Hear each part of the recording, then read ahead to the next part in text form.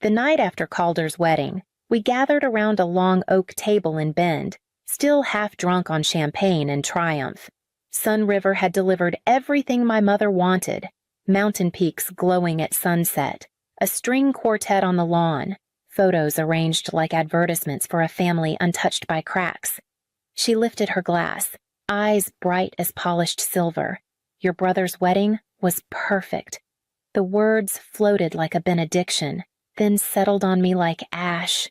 Around her, the others laughed, replaying details of the reception, the way Calder twirled his bride during the first dance, the toast that drew tears on cue. I smiled politely and passed the breadbasket, the practiced daughter who never asked for more. My cousin leaned across the table, grinned sharp. "So, Allowin, when will it be your turn, or are you planning to surprise us?" The table rippled with amusement.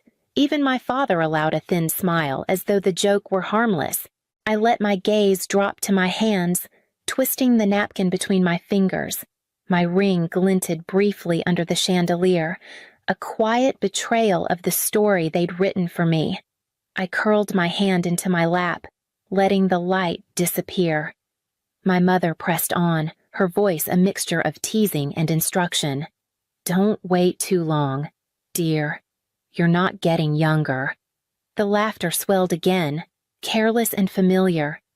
I lifted my glass and sipped the wine slowly, letting the burn steady me. My smile held, but beneath it a truth waited, patient as a fuse. They had no idea the story had already turned, no idea that the joke was theirs to keep.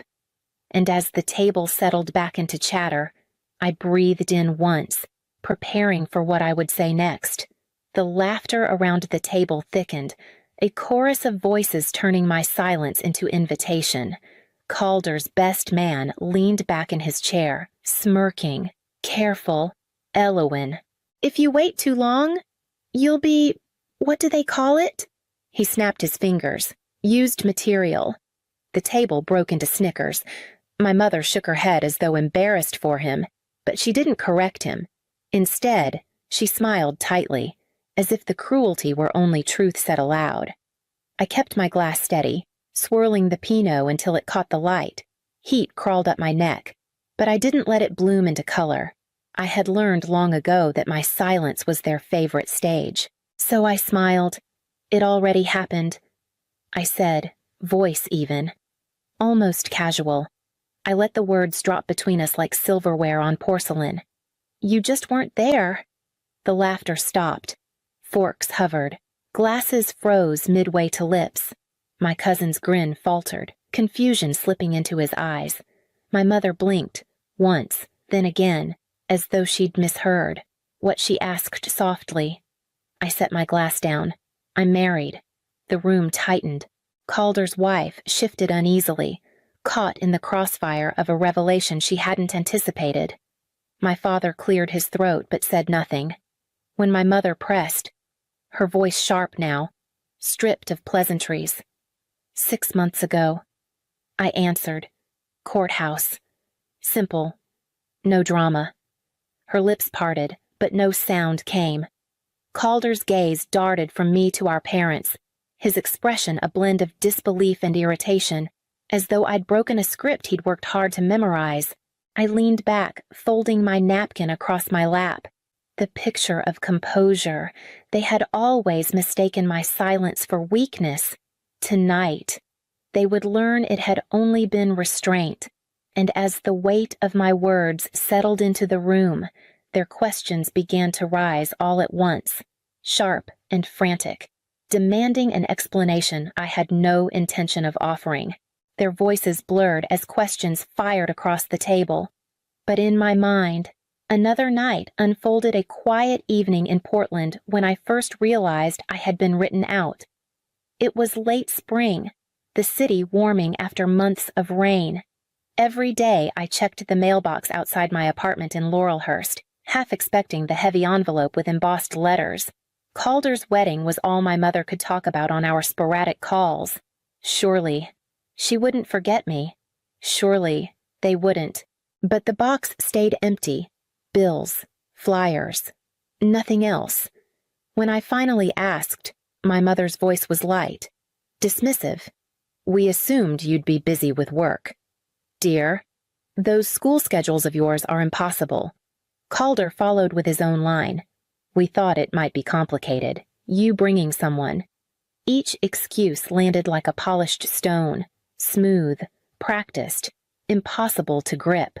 On the morning of the wedding, I stayed in bed longer than usual, my body heavy with something I didn't want to name. By afternoon, my phone vibrated nonstop. Photos flooded my feeds. Calder and his bride framed by the Deschutes River, her gown catching the golden light, my parents beaming like they had been handed crowns. There was a group shot my cousins, my aunts, everyone in coordinated shades of cream and sage. The caption read, "Family, forever." I stared until the edges of the screen blurred. I didn't cry. Not then. I scrolled, face hot, heart pounding, waiting for proof it was a mistake, that my name had somehow slipped from the list by accident, but the proof never came. Instead, silence did. No call to explain, no apology. Just the neatness of a story told without me. That night, I closed my phone and sat by the window, Portland's streetlights glowing in rows. It struck me then being left out wasn't the betrayal. It was realizing I had never been counted in. And months later, when I said the words across that table, the truth was already practiced, carved deep in the silence of that missing envelope. 6 months before Calder's celebration, I stood inside the Multnomah County Courthouse on Southwest 4th Avenue, hand in hand with Asher. The marble floors echoed faintly under our steps. Our reflections stretched in the tall glass doors. A clerk double-checked our paperwork. The judge asked if we were ready, and that was all it took. 2 signatures, 2 witnesses, a vow spoken with steady voices, no rehearsed speeches, no assigned seating, no one taking pictures on our behalf. Afterward, we walked out into the gray Portland afternoon, the city busy with its own errands. Asher carried a small bouquet of calla lilies wrapped in butcher paper, the flowers I loved most. We crossed the street toward Tom McCall Waterfront Park, where the river cut a silver line between bridges. The breeze off the Willamette lifted my veil, simple, borrowed from a friend, and I laughed as Asher caught it before it flew. We stopped on a rise overlooking the water, the steel arches of the Hawthorne Bridge behind us. There, without ceremony, we read words we had written on scraps of paper, promises shaped by honesty, not performance. My hands shook, but not from fear. They shook because I had finally stepped into something entirely my own. Asher slid the ring onto my finger, a thin band of gold we'd chosen together at a shop off Hawthorne Boulevard. No one clapped, no one cried. Only the river bore witness. And that was enough. Later that evening, he dug into the soil near our small rental by Mount Tabor and planted lily bulbs, saying, "Now your name grows here." I mailed a photo to my parents the next day, me mid-spin, hair flying, Asher's arm around my waist. I was laughing in a way they hadn't seen in years. I waited for a call, a note, any acknowledgement that they had received it. None came. The silence was louder than rejection. It told me they had decided my joy wasn't part of the story they wanted to tell, and by the time Calder's wedding unfolded, I already knew how little space I held in the family album. The silence that followed my wedding photo wasn't new. It was only the most recent echo in a long corridor of omissions. Growing up, Calder's trophies lived on the mantel above the fireplace, gleaming cups from baseball tournaments, plaques from debate, even a ribbon from a science fair where he'd only placed second. My drawings, framed in cheap glass, spent years stacked in the hall closet. When neighbors visited, my mother always ushered them toward Calder's collection, her voice bright with pride. If someone asked about me, she'd say lightly, "Allowan's our quiet one. She's helpful. Every December, she wrote her holiday letters on heavy cream paper. I can still see her at the dining table, pen in hand, recounting Calder's promotions, his college internships, his engagement. When it came to me, she tucked in a single line, always vague. Elowen keeps busy with her projects. Never a mention of the mural I painted at the community center, or the grant I won to fund art programs at the middle school. My name filled space like punctuation necessary, but hardly noticed. At first, I thought invisibility was safety. If I didn't demand too much, I couldn't disappoint them. If I stayed reliable, I'd be left in peace. But invisibility calcifies. It becomes its own cage, locking you out of the narrative until you start to wonder if you were ever really part of it. By the time Calder's wedding arrived, I recognized the pattern. I wasn't simply forgotten. I was edited out. Not maliciously, perhaps, but strategically erasure disguised as harmony. My mother preferred the clean lines of a story that matched her expectations, a son who succeeded, a daughter who didn't complicate things. And yet, each time she pressed delete, I felt it. When she left my achievements out of those letters, when she introduced Calder's wife with tears in her eyes but brushed past the man I loved as though he were temporary, when she scrolled through my photo at the courthouse and chose silence over acknowledgement, those cuts bled together, slow and steady, until the night in Bend when I finally let the truth slip free. The fuse wasn't lit by one cruel joke or a single taunt. It had been burning for years, every omission another spark carried forward. So when I told them I was married, it wasn't a bomb. It was a boundary. And for once, I wasn't going to retreat after dropping it. At Fuller's coffee shop 2 days later, my father asked to meet me alone. 2 mornings after the dinner in Bend, I opened my inbox to a message from my father. Just 5 words. Can we talk? Just us. I almost deleted it. For years. His quiet had been the mortar holding my mother's control in place, but curiosity tugged me toward yes. And so I found myself at Fuller's coffee shop, tucked into a red vinyl booth that smelled faintly of bacon grease and burnt espresso. He was already there. Coffee half full, hands folded like he was preparing for confession. His eyes lifted when I sat down, softer than I remembered. I kept the photo, he said without preamble, for a moment. I didn't know what he meant. Then I saw the corner of an envelope peeking from his coat pocket, the courthouse photo I had mailed months ago, the one my mother never acknowledged. He slid it across the table. The edges were worn, creased from being unfolded more than once. Your mother said it was disrespectful. He continued, but I couldn't throw it away. I stared at the image, at my own laughter caught mid-motion. Asher's arm steady around me. My throat tightened. Why I asked. He sipped his coffee, eyes lowered, because it looked real, and because I wanted to keep one thing that was yours. The words sounded fragile, as though they might break if I questioned them too much. Silence hung between us until he finally asked, "Is he good to you?" "Yes," I said, my voice firm. Better than being invisible. His lips pressed together, as if the answer was both relief and rebuke.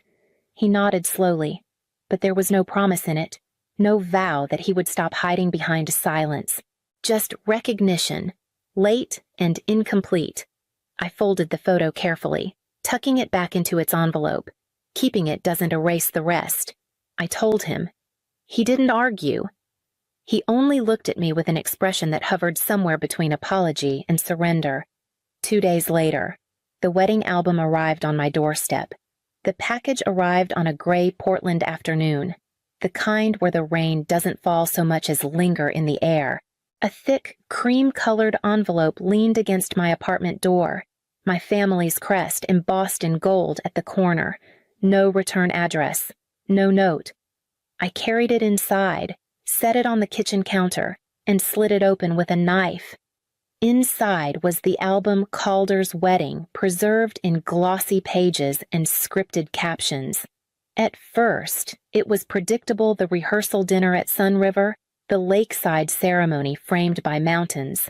My mother mid-toast with eyes wet and voice trembling. Then I turned a page and froze. the family portrait, everyone arranged in careful rows, smiling as if a magazine spread. Beneath the photo, each name neatly printed in calligraphy. And there, between Calder and my parents, was a dark-haired woman in a dress I recognized. Not mine, but close. A cousin from Vermont who shared my height, my coloring. The caption under her image read, "Elowen Pike." My stomach dropped. They hadn't just left me out. They had written me back in, using someone else's body. Asher walked in from the living room, drying his hands on a towel. He saw the page over my shoulder, and his jaw tightened. "They replaced you," he said quietly. Then, after a pause, softer, "That means they knew you mattered." The words should have comforted me, but they scraped raw. If I mattered, why erase me at all? Why dress up a substitution and call it truth? I closed the album slowly, pressing the pages together as though the images might spill out if I wasn't careful. The envelope still sat on the counter, its gold crest glinting under the kitchen light. I picked up a marker from the drawer, uncapped it, and stared at the blank front of the package. The next morning, I carried it back outside. The word I had written bold across its face. The word looked stark against the cream envelope, black ink slicing through the gold crest like a verdict. Return. Nothing more. No explanation. No apology to soften it. Just the truth they had tried to edit out, scrawled across their careful packaging. The next morning, I carried it down the block to the blue mailbox on the corner. The metal was cold beneath my fingers as I lifted the handle and let the envelope slide into darkness. The clang it made when it dropped was sharper than I expected, final in a way words never were. By evening, my inbox lit up. My mother's email subject line read, "You blindsided us." Her words were clipped, rehearsed. She accused me of cruelty, insisted Calder's wife was heartbroken, claimed there had been no need for a scene at dinner. I read the lines twice, searching for even a fragment of curiosity about why I'd stayed silent for so long. There was none. 2 hours later, Calder posted a photo on social media himself and his bride at Sun River.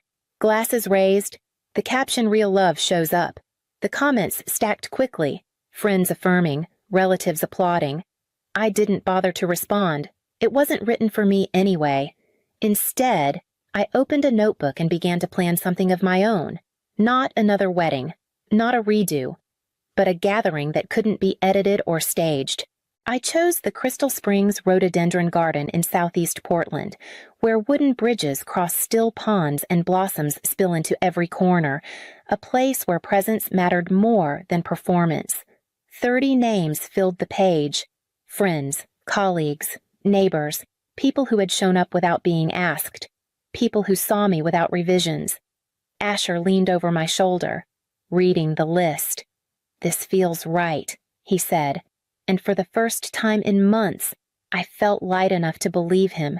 The evening of our gathering, the garden felt alive with more than flowers. Lanterns hung low across the wooden bridge, casting reflections on the pond, and voices mingled with the sound of water slipping over rocks.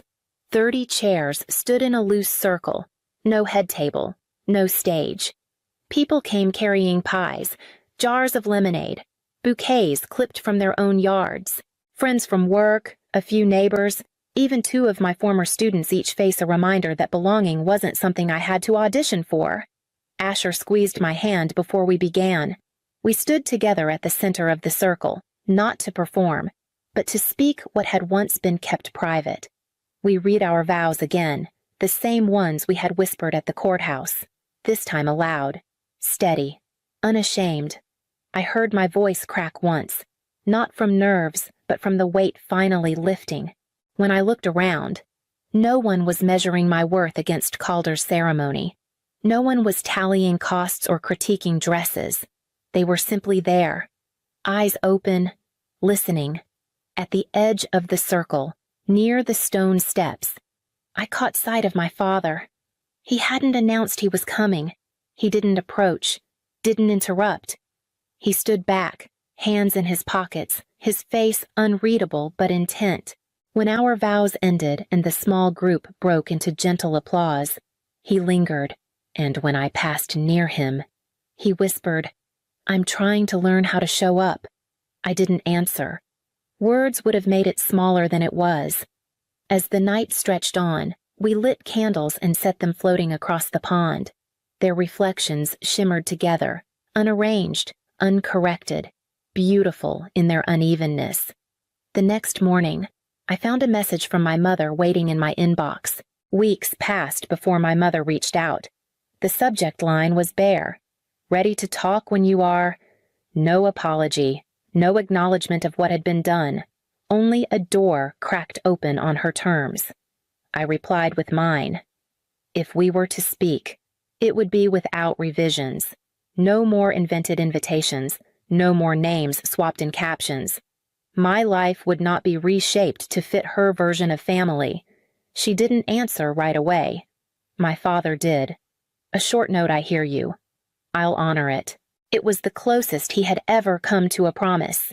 Calder, meanwhile, fired off a clipped message about loyalty and embarrassment, his words sharp but hollow. For once, I let them pass without reply. Silence, this time, was mine to wield. One evening, Asher and I walked the East Bank Esplanade, the city skyline glowing across the Willamette. Cyclists drifted by, joggers passed in rhythm, and the river carried all of it steadily north. I slipped a hand into my coat pocket and felt the edge of the courthouse photo, folded but intact. I pulled it out and looked at our frozen laughter. The blur of my dress caught mid-turn. For months, it had been proof of love, of defiance, of a life that didn't need their permission.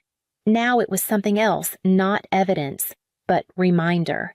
I tucked it back into my pocket and leaned against the railing, the reflection of the bridges shimmering across the water. For the first time in years, the story in front of me was mine alone, no revisions waiting, no audience to please. And as the river moved beneath us, I felt the weight of family lighten into something I could finally choose.